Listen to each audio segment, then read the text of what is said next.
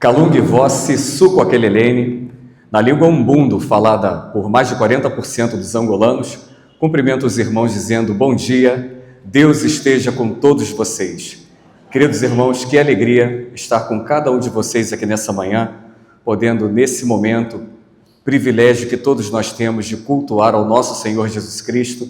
Agradeço ao convite feito pelo nosso pastor, nosso irmão, nosso amigo, reverendo Mirabor, tendo essa alegria de rever também irmãos queridos aqui e de estar nesse templo. Eu já conversava com a nossa irmã Adriana, também companheira já de longa data, que já conheço essa igreja já de muitos anos, mas é a primeira vez que eu adentro por essas portas para, juntamente com os irmãos, adorar ao nosso Senhor Jesus Cristo. Queridos irmãos, justifico a ausência da minha esposa Vanessa. Nós estamos aqui no Brasil resolvendo algumas questões consulares e ela também está tratando da sua saúde. Ela recebeu alta, estava internada no hospital em Niterói, recebeu alta na última quinta-feira, onde ela se recupera em casa.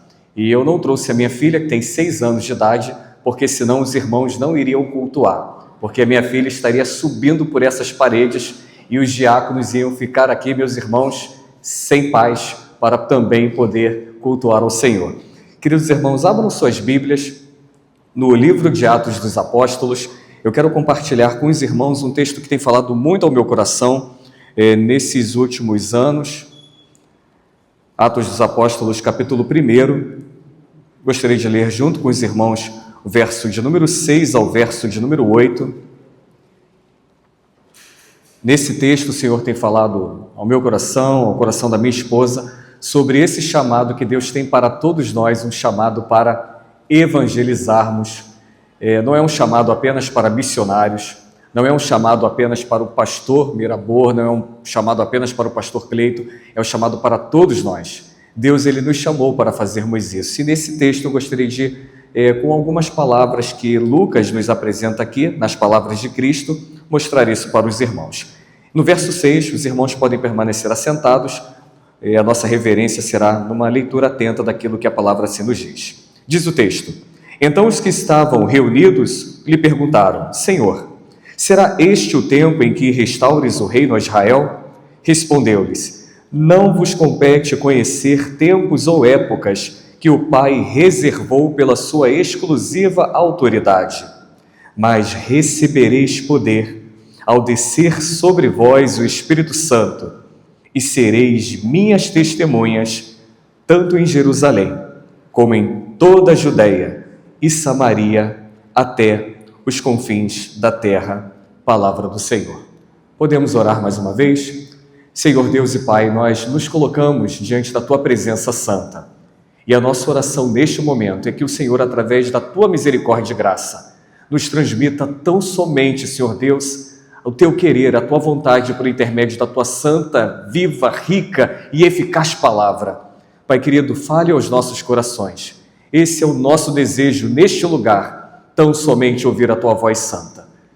Fale aos nossos corações, ó Deus. É a nossa oração e fazemos-nos, ó Pai, em nome do Senhor Jesus Cristo, e nele mais uma vez dizemos amém. Queridos irmãos, quando nós olhamos aqui a narrativa de Lucas, primeiro precisamos entender aqui o que é o livro de Atos dos Apóstolos. Eu costumo dizer que ele é uma continuação do evangelho que Lucas já havia escrito. E por que eu digo isso? Porque Lucas ele não traz nada novo. Eu sei que quando nós olhamos para o livro de Atos, os irmãos estavam até estudando aqui pela manhã, acompanhei um pouco aqui da aula com o nosso irmão, nós vamos intitulá-lo como um livro histórico do Novo Testamento, e o é. No entanto, Lucas, o que ele apresenta nesse livro? Ele faz o mesmo que ele já havia feito no Evangelho. Ele apresenta Cristo, tudo aquilo que Cristo havia feito, tudo aquilo que Cristo havia ensinado. E quando nós olhamos aqui nessa perícope, nesse pequeno trecho que nós acabamos de ler, Lucas ele registra que Jesus estava reunido com os seus discípulos, assim como nós nos reunimos aqui nessa manhã. Poderíamos até dizer aqui que estava ocorrendo uma escola, só não posso afirmar se era uma escola bíblica dominical, porque não temos aqui o dia da semana, mas eles estavam reunidos num estudo. Eu até posso dizer qual era o tema desse estudo. Era um tema da teologia sistemática, porque o tema aqui em questão era escatologia. E sabe por que eu digo isso? porque a pergunta que os discípulos levantam é uma pergunta relacionada ao futuro. Quando nós olhamos no verso de número 6, está escrito aí que eles perguntam quando será o tempo em que Jesus Cristo vai restaurar o reino a Israel. Eles estão projetando o seu olhar para frente, para o futuro, preocupados com o que vai acontecer depois da partida de Cristo e quando Cristo irá retornar para restaurar o seu reino em Israel. E Jesus Cristo, de maneira tão amorosa, com todo cuidado, ele repreende aqueles nossos irmãos, dizendo que o pensamento deles escatológico estava totalmente equivocado.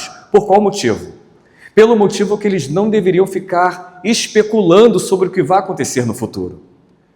Graças a Deus, o nosso futuro não pertence a nós.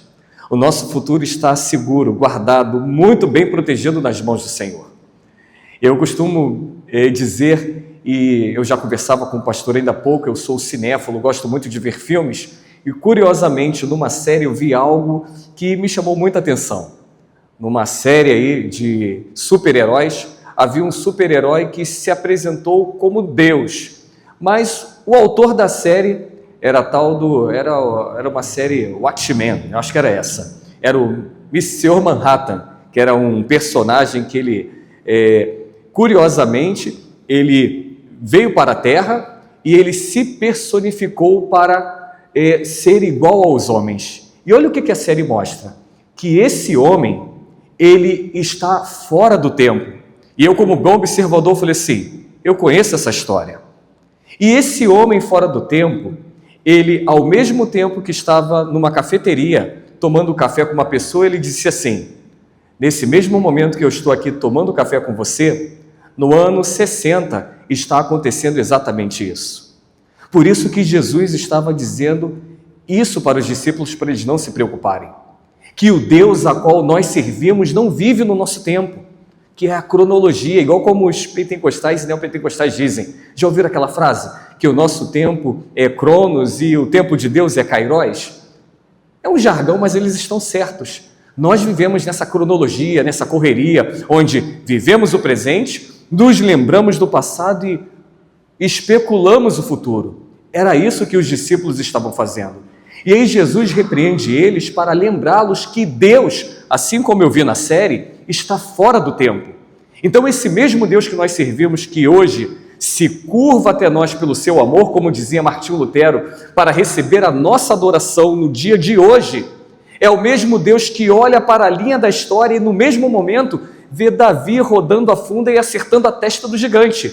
E ao mesmo tempo ele se inclina na linha do tempo e olha mais à frente e vê a consumação de todas as coisas. Ele é Deus, ele tem todo o controle do tempo, da história, dos acontecimentos em suas mãos. Ele não é surpreendido pelos fatos. Então essa preocupação que é totalmente natural pelos nossos irmãos discípulos, que é totalmente natural por cada um de nós, Jesus estava dizendo para eles, não se preocupem, porque o futuro de vocês está seguro em Deus. Mas Jesus Cristo não disse apenas isso, que eles não deveriam, olha o verso 7, dizendo que não competia a eles se preocuparem com tempos ou épocas, que isso era reservado ao Pai pela sua exclusiva autoridade. Jesus, no verso 8, diz para eles no que é que eles deveriam se preocupar, com o presente.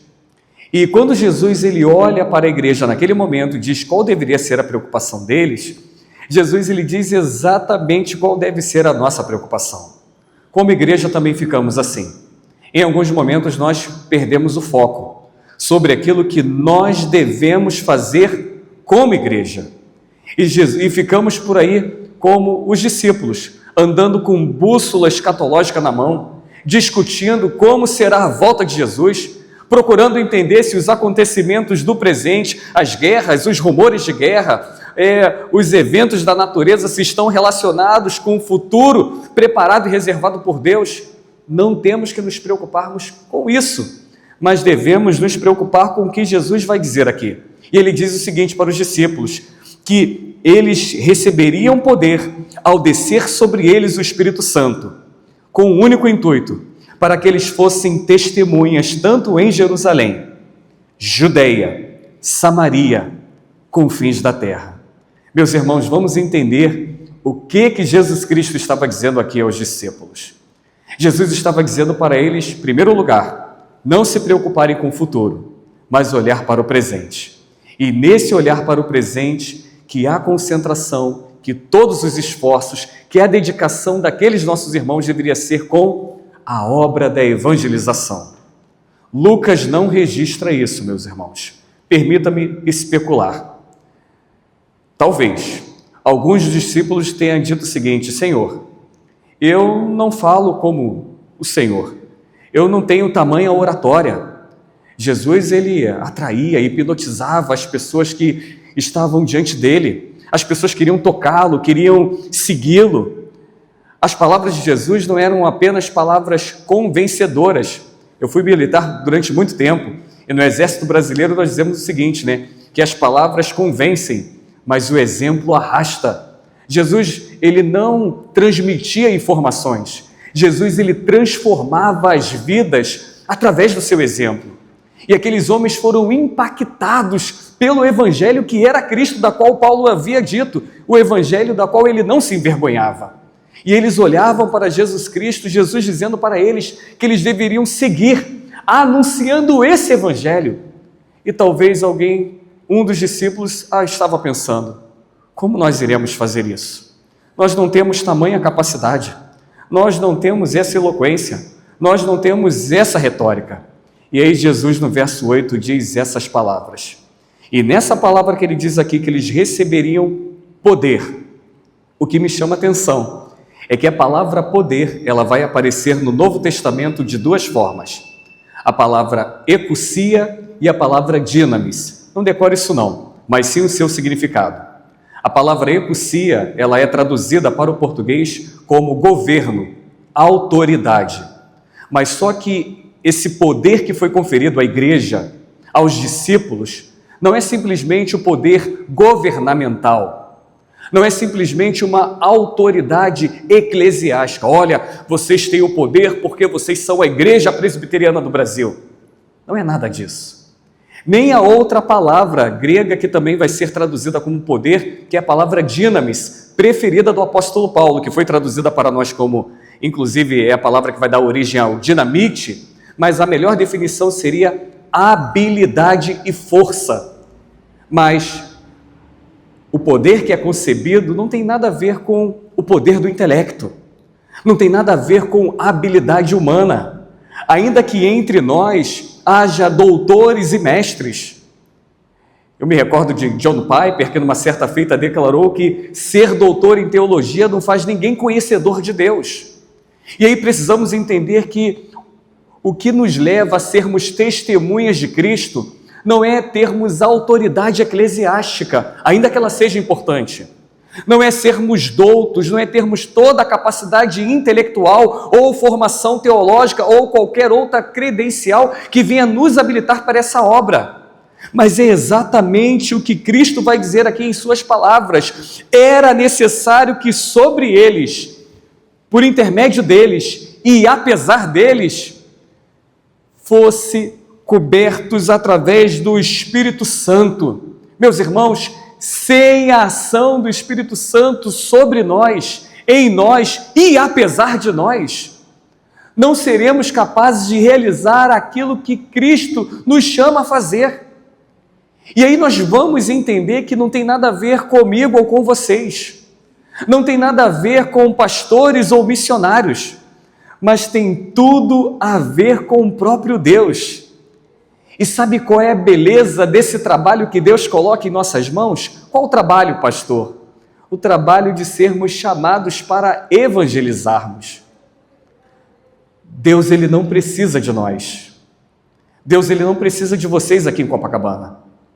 Deus, ele não precisa de mim, nem da minha esposa Vanessa, e nem da minha filha Vitória, que só tem 6 anos, lá em Angola. E sabe por quê?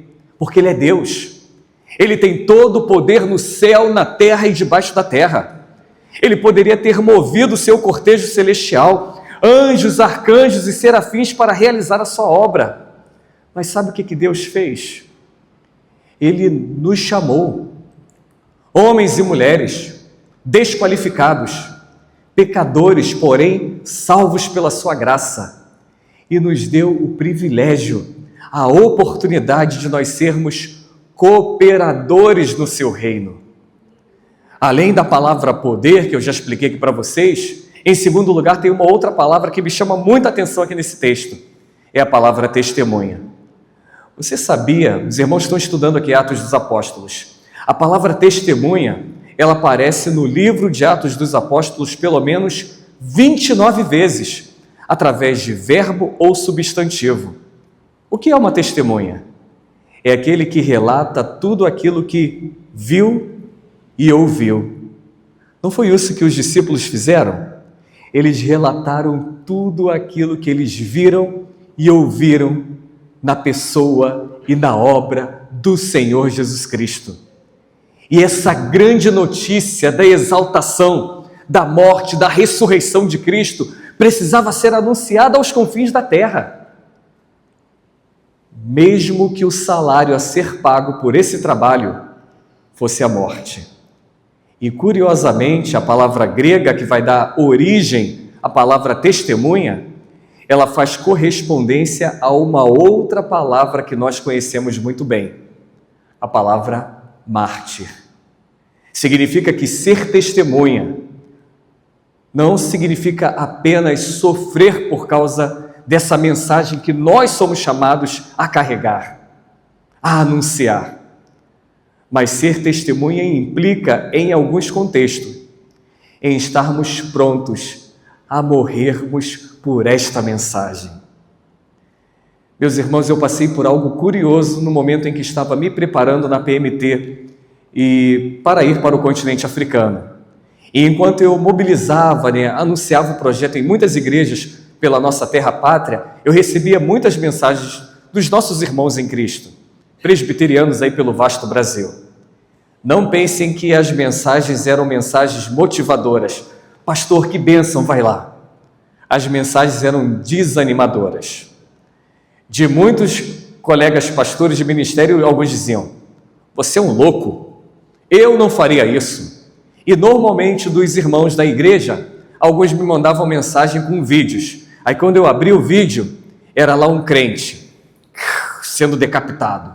Aí eu pegava o vídeo, aí eu respondia: é verdade, esse aqui é um grupo de irmãos lá em Moçambique, eles estão sendo mortos pelo Al-Shabaab, é um grupo ligado ao Estado Islâmico, de fato eles estão matando crentes lá em Cabo Delgado, no norte de Moçambique. Aí passava um tempo, aí eu respondia assim: graças a Deus por isso. Aí o crente não me respondia mais. Aí chegava o vídeo de outro crente, aí estava crentes sendo executados lá com a Kalashnikov, o AK-47, lá na Nigéria. Aí eu olhava o vídeo e dizia: é verdade também. Esse aqui é o Boko Haram, que tem entrado em algumas das nossas aldeias lá no sul da Nigéria e também tem martirizado alguns crentes. Graças a Deus que isso está acontecendo. E aí um dia uma crente falou assim para mim: como assim, pastor? Como assim, graças a Deus? E eu disse: se isso está acontecendo, é porque essas testemunhas estão sendo fiéis, e fiéis até a morte. Meus irmãos, é isso que Jesus estava conversando com os discípulos. Só que nós perdemos essa expectativa. Eu converso muito com o pastor Nilson Santos, nosso amigo também lá do seminário, que nos dias em que nós estamos vivendo, eu vou parafrasear algumas pessoas, estamos produzindo crentes frágeis, crentes Nutelas, que quando olha tudo o que está acontecendo no cenário transcultural e missionário por todo o mundo, ficam sensibilizados porque cristãos estão sendo mortos. Cristãos estão sendo mortos, mas o evangelho está sendo pregado. E eu tenho um colega lá na PMT, não vou citar aqui o nome dele, que ele atuou durante muito tempo no Oriente Médio, e num determinado momento ele dizia assim para mim: Ricardo, você precisa ver o que Deus está fazendo aqui. E ele esteve numa cidade que na época que o Estado Islâmico estava entrando nas cidades, os irmãos devem se recordar, e ele falou o seguinte: olha, o Estado Islâmico entrou numa cidade aqui vizinha, foi um momento terrível, igrejas foram destruídas, homens foram mortos, mulheres grávidas tiveram seu ventre rasgado, os fetos foram arrancados do ventre, pregados na cruz. Mas ele dizia: Ao mesmo momento que aconteciam essas atrocidades, os islâmicos estavam sonhando com Jesus Cristo. E eu tenho percebido esse mesmo relato no continente africano.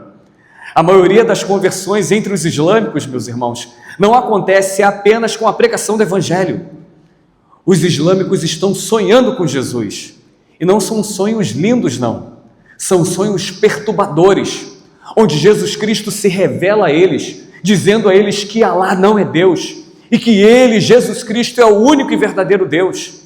E aqueles sonhos perturbadores mexem com eles durante dias, semanas, meses. E eles procuram os crentes para dizer o seguinte: você é crente, você é leitor da Bíblia, quem é esse Jesus que aparece para mim em sonho? E ali eles pedem para que nós anunciemos de Jesus Cristo, porque eles não aguentam mais ter esse encontro arrebatador com Cristo todas as noites em sonho. E isso só cessa quando eles se ajoelham na presença de Cristo e se rendem aos pés do Evangelho. Meus irmãos, nós não devemos temer a perseguição. Os que são chamados a evangelizar não devem temer, porque todos nós, simplesmente pelo fato de termos levantado as mãos para o Senhor Jesus Cristo e termos respondido com fé pela graça que o Senhor nos deu e nos envolveu, nesse momento, nós nos tornamos inimigos do mundo. E isso, meus irmãos, não é para a tristeza nossa, é para a alegria nossa. E eu sempre digo na igreja, seja pastores, seja missionários, seja qualquer cristão que esteja caindo no campo. Eu me recordo de Tertuliano, vou puxar a sardinha para o meu lado, já que é um pai africano. Ele dizia nos seus dias que o sangue dos mártires era a semente da igreja. Não adianta, podem perseguir cristãos e matarem cristãos na Somália. Novos cristãos se levantarão na Eritreia.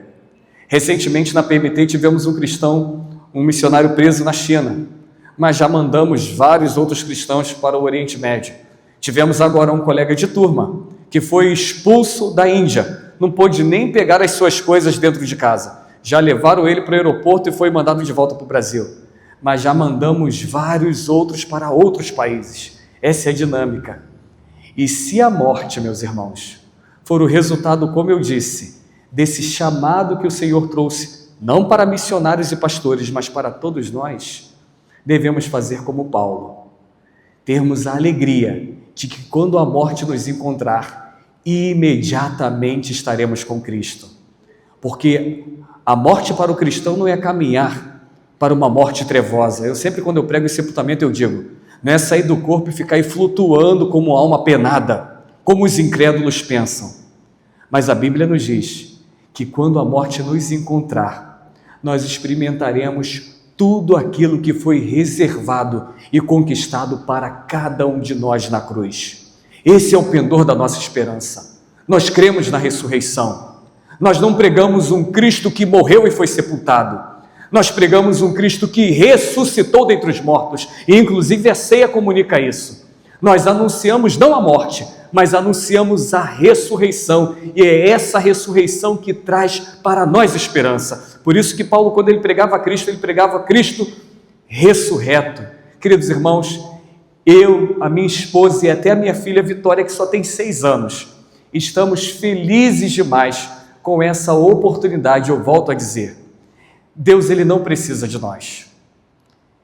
E eu vou mostrar para vocês e vocês vão entender isso. Mas ainda assim, pela sua misericórdia, Ele está nos dando a oportunidade de atravessarmos o Oceano Atlântico e testemunharmos, sentarmos nas primeiras fileiras e enxergarmos o que Ele já está realizando entre os angolanos. E eu gostaria de maneira bem sucinta, compartilhar um pouquinho do muito que Deus tem realizado naquele lugar. O nome do nosso projeto se chama Okulongela Oweni, que na língua cunhama, falada no sul de Angola, significa servindo ao Senhor. É com esse intuito que eu, minha esposa Vanessa e minha filha Vitória estamos indo para Angola. Eu acho que eu perdi aqui, tem que dar um toquezinho lá no computador para voltar o controle para mim aqui. Deixa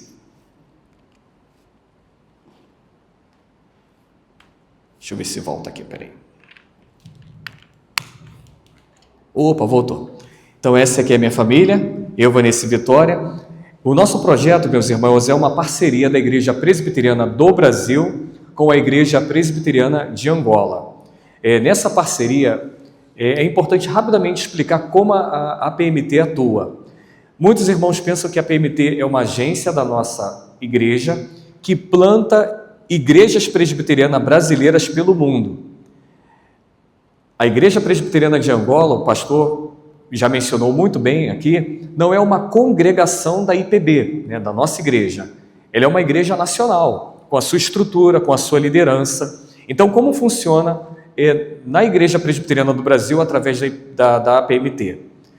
Todos os anos chegam vários pedidos de várias igrejas em todo o mundo, igrejas presbiterianas e outras igrejas que não são presbiterianas, mas são reformadas. E elas batem na nossa porta pedindo ajuda. O que elas pedem? Pastores para plantação de igrejas, pastores para revitalização de igrejas, pastores e missionários para projetos de educação teológica, irmãs para o ministério infantil e vários outros projetos variados. Então, cada país tem uma necessidade diferente. A igreja em Angola, ela precisa de plantadores para a igreja, mas mais do que isso, ela precisa de missionários que também atuem na área da educação teológica, porque mais do que termos plantadores, nós precisamos formar esses plantadores. Então, a parceria entre essas duas igrejas, a nossa igreja com a igreja de Angola, se dá exatamente nisso, de cedermos obreiros para a igreja de Angola, para que esses obreiros formem novos obreiros. Então, eu estou lá em Angola para exatamente cooperar nessa área.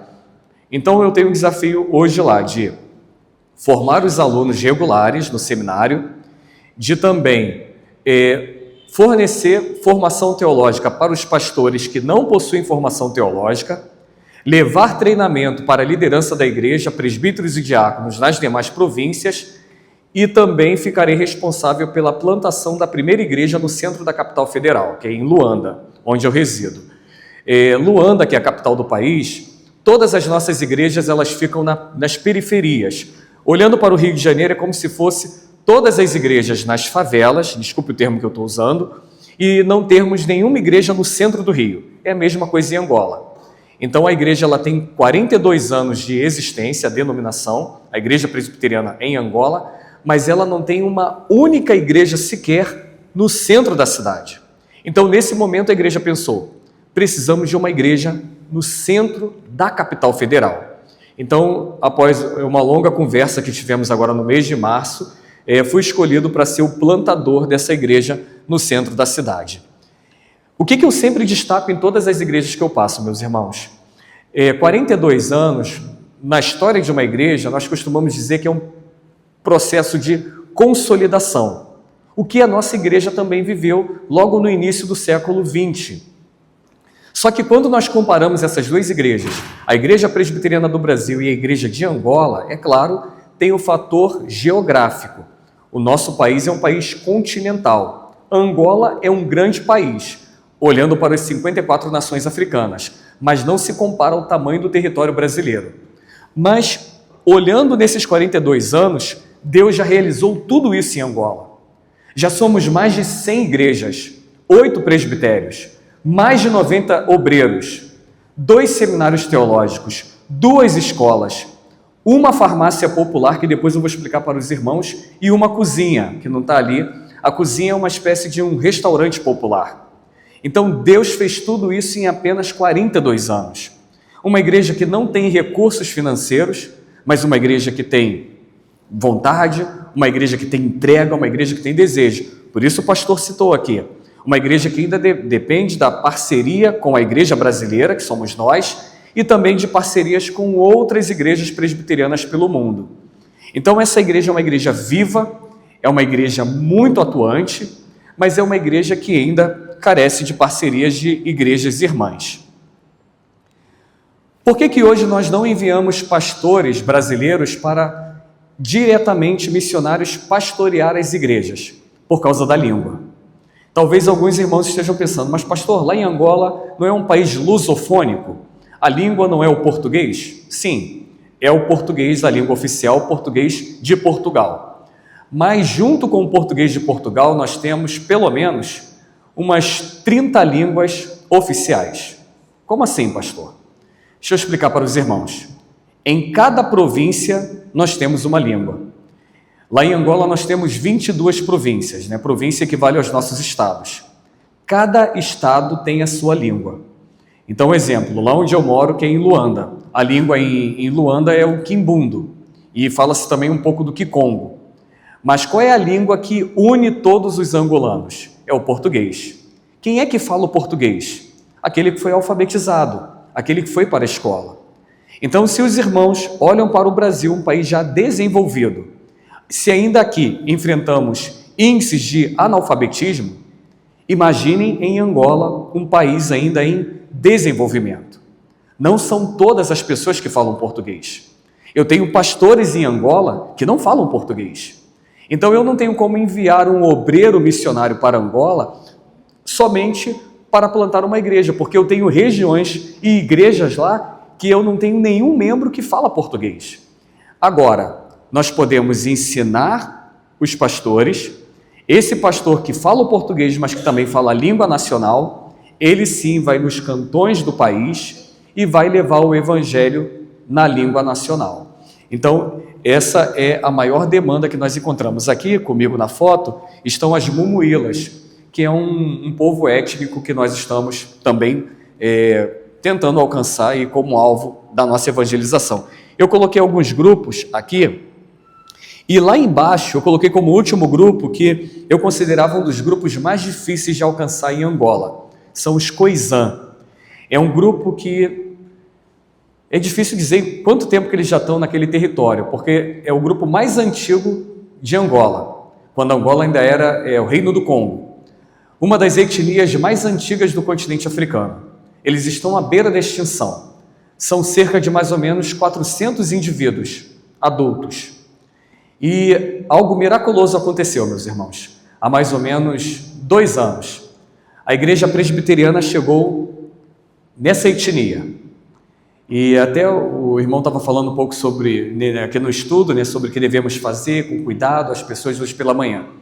E como é que a igreja trabalha lá? Vamos olhar para um contexto em que, de aldeia, imagina um homem adulto com 50 anos, nunca viu um carro, nunca pegou um comprimido na mão para tratar malária, nunca tomou injeção para febre tifoide. E aí chega a igreja presbiteriana. Ele vê os carros, que parecem para eles espaçonaves. Vê as pessoas com luvas, com máscaras, os profissionais de saúde. E o líder da aldeia está observando tudo aquilo. Eles são animistas. Quero dizer, eles não têm a compreensão de Deus como nós temos. Pai, Filho, Espírito Santo, Deus Trino, coigual, coeterno, consubstancial. Um Deus pessoal que se curva até você para ouvir a sua oração e responde a sua oração mediante a sua vontade santa. Eles não têm essa relação. Eles entendem o que é um ser transcendental, mas normalmente esse ser é punitivo, vem para fazer maldades. Eles não têm essa relação, a religiosidade deles não é como a nossa. E normalmente o Deus que eles servem é um Deus categorizado. Eles têm muitos deuses e eles têm uma relação com Deus mediante aquilo que eles recebem. Então, esse Deus me dá isso aqui, esse outro Deus me dá acolá. E esse líder tribal está observando o movimento da igreja. Após 10 dias da igreja na aldeia, cuidando das pessoas, levando alimento, pregando a palavra, porém com um cuidado mais especial, porque eles não compreendem a palavra Deus, como nós falamos, o líder faz a seguinte pergunta para um pastor local, um amigo muito querido, o reverendo Ngula. Quem são vocês? Quem mandou vocês aqui? E aí o pastor respondeu assim: nós somos a igreja presbiteriana. E quem nos mandou aqui foi o nosso Deus. Só que antes o líder tribal já tinha dito: o governo não veio aqui, o partido não esteve aqui. Ele se referia à presidência da República e o MPLA, que é o Movimento Popular de Libertação de Angola. Quem são vocês? Só que quando ele respondeu, Deus nos mandou aqui, o líder perguntou, qual Deus? Para ver se era algum Deus conhecido dos deuses a qual ele conhecia. E ele disse, o pastor local, o nosso Deus se chama Jesus Cristo. Meus irmãos, Tudo aquilo que nós, pastores, pregamos e que nós anunciamos, que Deus vai alcançar povos, línguas, raças, nações, não é futuro, conforme os discípulos estavam especulando no texto. Já é presente, já é realidade. E sem discipulado, sem pregação eloquente, sem discurso marcante, esse pastor local me compartilhou, sentado comigo lá em casa, aqui no Rio de Janeiro, que o líder tribal se sentou no chão, ficou chorando por algumas horas e depois ele virou e disse assim: olha, eu e a minha aldeia, nós queremos conhecer esse Deus. Só que o pastor achou aquilo estranho e disse assim: para vocês conhecerem o nosso Deus, eu preciso construir a casa do nosso Deus aqui. E nós precisamos apresentar a palavra do nosso Deus para vocês, porque Ele se revela através da sua palavra. Eles não têm uma Bíblia na língua deles, mas existe uma tradução que, quando é verbalizado para eles, eles conseguem compreender. E algumas pessoas nessa aldeia conseguem ler nessa tradução. E esse pastor foi embora. Já vou pular aqui. Depois ele consegue ganhar um terreno nessa aldeia, construímos a primeira igreja. Depois construímos a segunda igreja.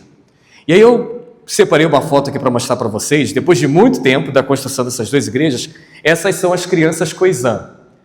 Vocês devem ver muitos vídeos lá de Angola, do continente africano, sabe que as crianças são muito alegres, né? Cantam, dançando, sempre com um sorriso no rosto. Lá é pura alegria. O culto, meus irmãos, é porque não dá tempo de contar tudo. O culto lá, pensa naquela festividade da Assembleia de Deus, multiplica por 30. Esse é o culto em Angola. Eu lembro que o meu primeiro culto, meus irmãos, o negócio estava tão animado que quando eu olhei para trás, pastor, tinha até trenzinho, que na hora do dízimo da oferta, o pessoal vem em fila, né? As crianças, os adultos, aí bota a Bíblia na cabeça, o pessoal dançando, cantando, mas não é falta de reverência não, tá, meus irmãos? E é algo contagiante. Até o pastor de vocês, se ele for lá, ele vai dançar também, tá? Não tem jeito, meus irmãos. Eu sou bem contido, mas lá não tem jeito. Todo mundo lá dança porque é um negócio envolvente. Só que nessa foto, as crianças não estavam pulando, não estavam dançando, não estavam sorrindo, porque elas estavam atentas em algo muito especial que estava acontecendo na aldeia. Era a igreja presbiteriana que estava retornando lá. Mas só que nesse dia, essas não são as roupas que elas usam, essas roupas são as doações. A igreja não estava levando consigo apenas roupa, alimentos, brinquedos. Nesse dia, a igreja presbiteriana levou algo consigo muito especial. E eu já ouvi alguma coisa, mas em Angola, pela primeira vez, meus irmãos, foi que eu vi o impacto que a palavra de Deus traz na vida daqueles que nunca tiveram acesso à Bíblia. Aquelas crianças, elas estavam contemplando a distribuição de Bíblias na aldeia. Meus irmãos, quando as Bíblias são distribuídas em Angola, a Bíblia é como se fosse um bilhete premiado na Mega Sena de virada de ano novo. Eu me recordo de uma irmã, acho que ela tinha mais ou menos uns 50 anos de idade, uma irmã da SAF. Lá é a mesma coisa, tá? O PH, SAF, UPA, UCP. A Bíblia da irmã estava esfarelando. Ela me contou, ela falou que ela já usava aquela Bíblia acho que há 40 anos. Desde a adolescência ou juventude. Quando ela ganhou uma Bíblia nova, ela pulava, ela beijava a Bíblia, ela abraçava a Bíblia, e eu fiquei alguns minutos olhando aquela cena, de tamanha alegria que aquela irmã ficava com a Bíblia na mão. Então eles ficam assim, né, comemorando, mostrando para todo mundo a Bíblia, porque é um item muito caro lá. A Bíblia corresponde, em alguns momentos, mais da metade do salário de um trabalhador comum lá em Angola. Lembra da igreja que eu falei lá na aldeia dos Khoisan? 400 indivíduos, né? Essa foi o dia em que foi ordenado o primeiro pastor para essa etnia. Durante algum tempo, nós ficamos sem pastor lá. E a igreja já tinha 160 membros em 10 meses. 160 membros dessa etnia com 400 indivíduos. Já em 10 meses, quase a metade da etnia já professava fé em Cristo. Hoje, a etnia com 400 membros, 400 e pouco, já temos mais ou menos uns 300 membros dessa etnia professando a fé em Jesus Cristo, e todos presbiterianos, né? E tinha um problema: ninguém falava a língua dos Khoisan para ser enviado para lá. E aí descobrimos um seminarista, tinha um seminarista, pastor, que ele falava a língua que eles conseguiam compreender. Só que a distância do seminário mais próximo, que só tem 2 seminários lá, para a aldeia, 1.000 quilômetros, daqui mais ou menos até Brasília. E aí, como é que o seminarista vai para o campo e depois volta para o seminário para estudar? E aquela discussão no seminário, eu falei: irmãos, espera aí que eu tenho uma solução. Vocês não conhecem, mas no Brasil temos o Telecurso 2000, né? Muito antigo. Eu falei: olha, ele vai para lá, vocês dão uma apostila, ele estuda, porque na aldeia não tem energia elétrica, não tem nada. E assim eles fizeram, né? Prepararam o material, ele ainda está estudando. E aí ordenamos o seminarista, e aí nesse culto foi o culto de ordenação do seminarista, ordenação de presbíteros e diáconos. Nesse culto, se eu não me engano, havia mais de 300 pessoas, alguns convidados e a maioria membros lá da comunidade, entre os Khoisan, lá no Kipungo. E esse foi o templo construído, que também é uma história linda, a construção desse templo, que não dá tempo para contar. Aqui estávamos na Sociedade Bíblica de Angola. Eu não consigo entrar com Bíblias no país, o governo confisca. Normalmente nós fazemos mobilização, né, financeira, e aí eu vou até a Sociedade Bíblica, faço a aquisição das Bíblias, e aí distribuo as Bíblias nas igrejas em que precisam de Bíblia. O país é do tamanho do estado do Pará. Então, normalmente temos que pegar, como as estradas são ruins, temos que pegar avião para poder chegar nas igrejas. Esses são os alunos regulares, que eu mencionei aos irmãos, que, né, os vocacionados ao Sagrado Ministério. Esses são os pastores que fazem parte do programa de qualificação, que são aqueles pastores que estão no ministério, mas que não possuem formação teológica. E essas são algumas das nossas igrejas. Nós temos igrejas templos, né, não templo como no Brasil, e temos igrejas que funcionam no ar livre. Mas não é igrejas pequenas não, irmãos. Igrejas com mais de 100 pessoas, que funcionam embaixo de árvores e tudo mais. Essa foi a primeira igreja que eu visitei embaixo de uma árvore. Foi até uma história curiosa. No sul, é uma região de savana, e já estávamos há 3 horas num jipe dentro da savana, que qualquer pastor que chega em Angola, ou qualquer visitante, os pastores querem levar você para você conhecer a igreja. Eles querem te apresentar a igreja. Aqui eu acho que era uma segunda-feira. E aí o pastor veio me receber de terno e gravata, falou: pastor, vamos lá para o senhor conhecer minha igreja. E aí eu entrei no jipe, irmãos, aquele sol escaldante, absurdo. E aí fomos na savana, nada de chegar na igreja. De repente, quando o jipe para, eu pensei: acabou o combustível. Vou ser devorado aqui pelo leão. Eu falei: o que houve, meu irmão? Acabou o combustível? Ele: não, pastor, chegamos na igreja. E eu olhei em volta, cadê a igreja, irmão? Está ali, pastor. Onde, irmão? E o pastor apontando para a árvore. É essa igreja, irmãos, embaixo da árvore. Aí tá vendo aqui, ó, os bancos aqui, ó, esse toquinho aqui eram os bancos. Tinha 3 fileiras com 3 tocos. Aí eu tive que fazer a pergunta, né? Pastor, a igreja tem quantos membros? E ele todo feliz: uma congregação. Pastor, já tem 70 pessoas congregando aqui. Aí eu olhei para o banco, 3 fileiras com 3 tocos. Quantas pessoas? 70. Tive que perguntar: qual é o critério? Quem senta no toco, quem senta no chão e quem fica em pé? Aí eles responderam: não, quem senta no toco? Os homens. E as irmãs? As mulheres ficam em pé. Deixa eu explicar isso rapidinho. Lá em Angola, meus irmãos, é o mundo dos homens. Almoço na igreja. Como é que nós fazemos aqui no Brasil? Primeiro as irmãs idosas, as mulheres, né, com criança de colo, gestantes, por último os homens. Lá em Angola, quem é que almoça primeiro? Os homens. Os irmãos aprenderam rápido, hein? Mas pastor, tem uma irmã gestante. Os homens. Mas e a irmã idosa? Acho que vocês não entenderam. Os homens. Outra coisa que também eu aprendi lá em Angola: acabou o gás em casa.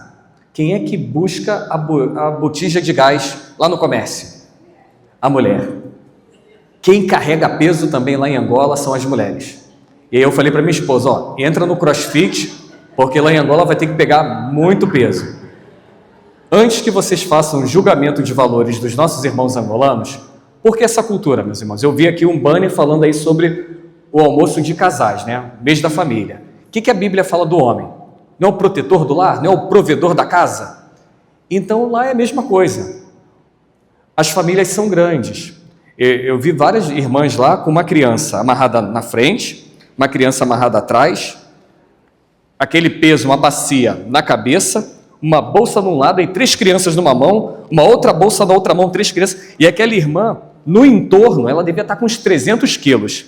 E o pastor não, o marido, ó, lá na frente, ó, com a Bíblia, livre, leve e solto. Mas por quê? Porque na cultura africana, o homem tem que andar assim.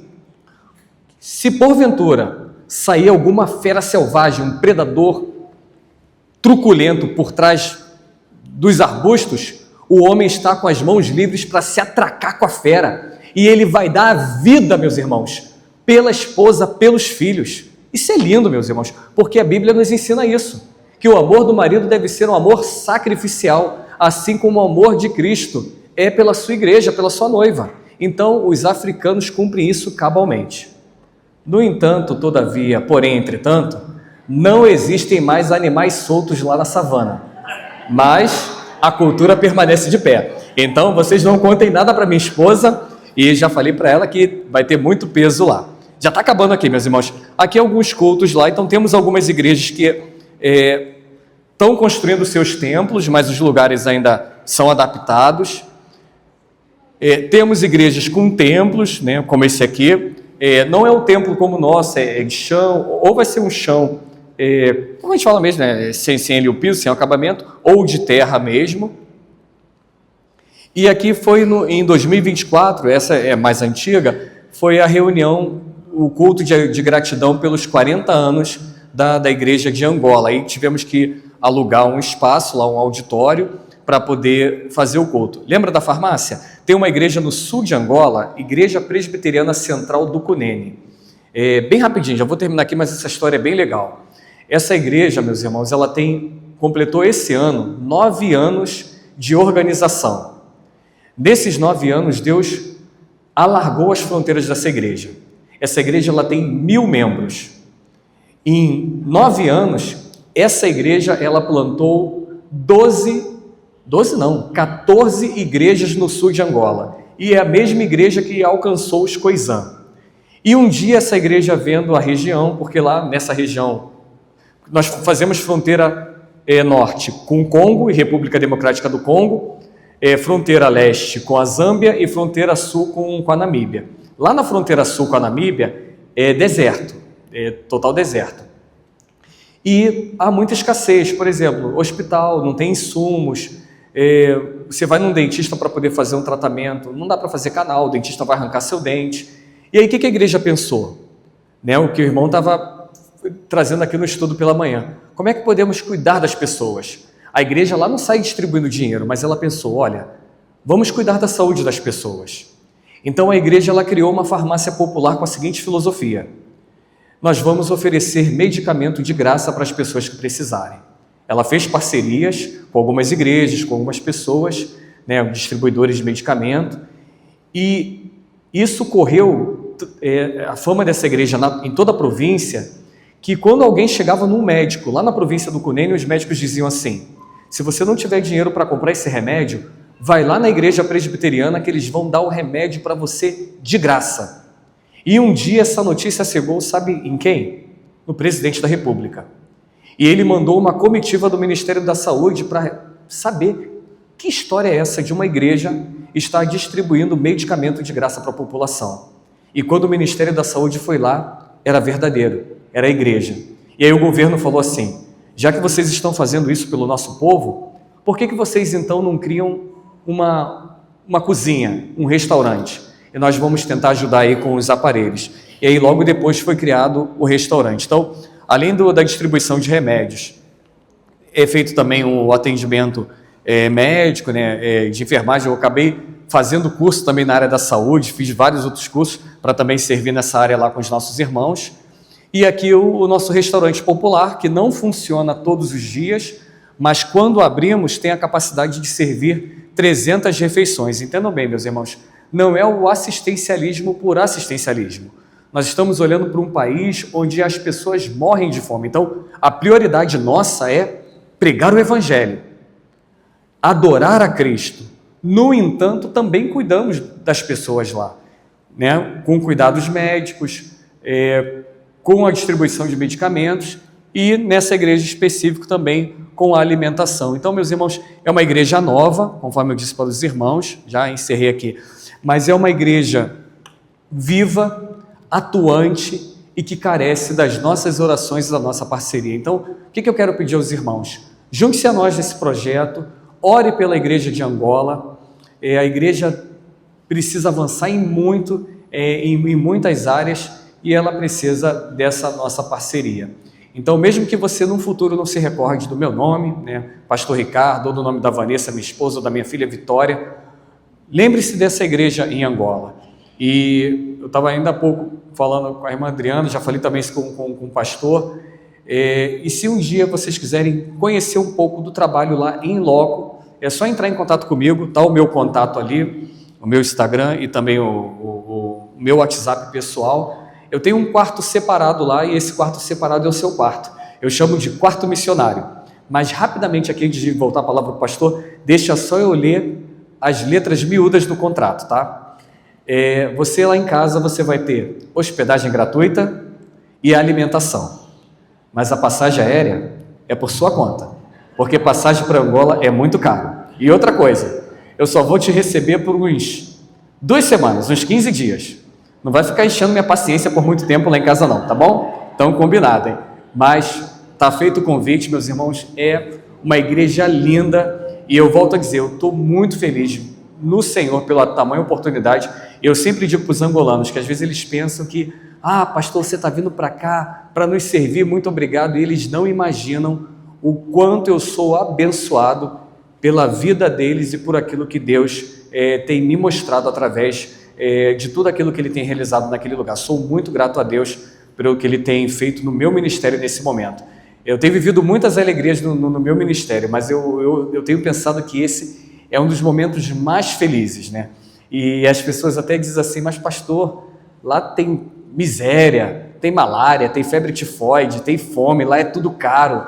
Eu digo, tem tudo isso, mas eu estou vivendo os momentos mais felizes da minha vida. Sabe por quê? Porque eu creio que eu estou no lugar onde Deus separou para mim e para a minha família. Então a melhor coisa, meus irmãos, é estar no lugar onde Deus nos chamou para nós estarmos. E a palavra final, o que eu quero dizer para você? Existem 2 coisas importantes. Chamado, que é a vocação, e a direção.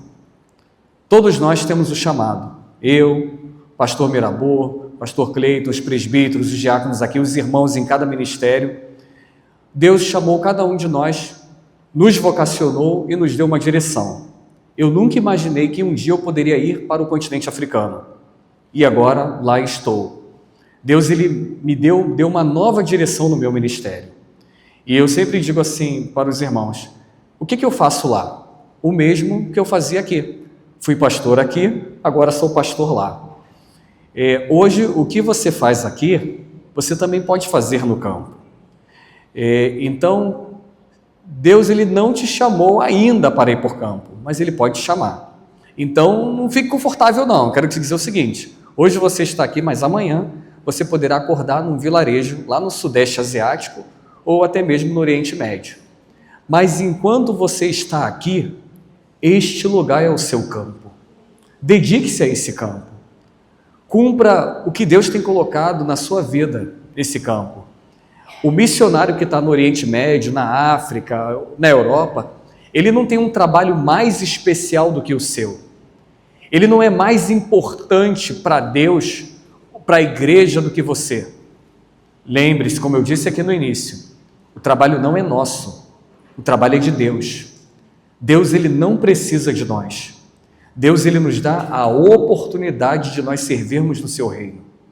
A oportunidade lá em Angola, como também a oportunidade de servir aqui. E se Ele está nos dando essa oportunidade, mesmo sem Ele precisar de nós, que rica oportunidade. Precisamos fazer tudo isso com zelo, com esmero, com alegria. É isso que eu tenho colocado para o meu ministério. Que Deus assim vos abençoe.